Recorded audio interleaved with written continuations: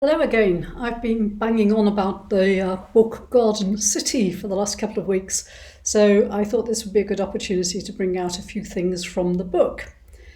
Its theme is work, rest, and the art of being human. But what John Mark Cromer does is take us on a journey from creation to the final heavenly city. And we're encouraged to see God's good plan for each of us as we partner with Him and He with us in restoring and redeeming the whole of creation. And this few minutes is just a little snippet from that book. So let's begin with work. It's so easy, isn't it, to see work as having nothing to do with God. And so we see rest time or the Sabbath as what God has given to us. But God invented work and He's given it to us as a gift. It's what we're made for. Work is meant to be a part of our worship and honouring of God. It's a core part of being human. You and I are made in the image of a working God. His original intent was always for humans to join Him in His 7-day rhythm of work and rest. So do we think of work as a good thing and a God thing? When God was done with working, He sat back and said, "This is really good." So work is meant to be a blessing. Work is service to God and service to people made in His image, i.e. everybody. And even at the beginning of time in paradise, we were working. So whether you're a student or a cleaner or a software engineer or a shop worker or a scientist, if this is your job, it's so that you can be involved in taking the creation project forward as an act of service and worship to the God who created you. Your work is important. Work is meant to be part of our partnering with God. What's the difference between an employee and a partner? Ownership.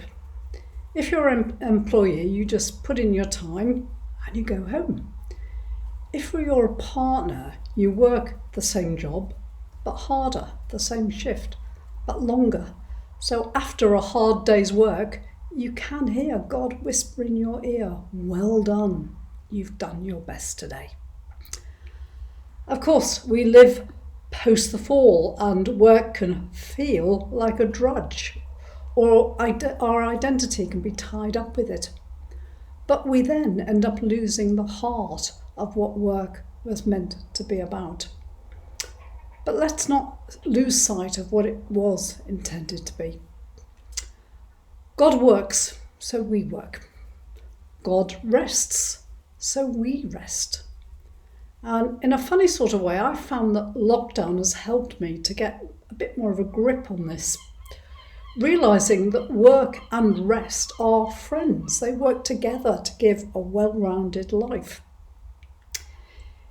So if that's work, how about rest? Sabbath in Genesis 2 is to stop or be complete, but it's also translated to celebrate, to enjoy life, to enjoy God, a day for rest and a day for worship. After 6 days of working, God rested, and He built a rhythm into creation itself. It's a day for slowing down, refilling, so that we can work again using the resources that God gives to us on the Sabbath, going into our working week from a day of rest. So I don't know about you, but I continually need to hear that invitation from God to join Him in His rhythm of work and rest. Paul writes in Colossians, "Whatever you do, work at it with all your heart, as working for the Lord, not for human masters, since you know that you will receive an inheritance from the Lord as a reward. It's the Lord Christ you are serving." And as the Sabbath, it's a memorial, a reminder, pointing both backwards and forwards. And what's the ultimate climax? Well, of course, the Garden of Eden becomes a garden city, hence the book. A New Jerusalem, a place of perfect rhythms. And if all of this whets your appetite, get the book. It's a great read.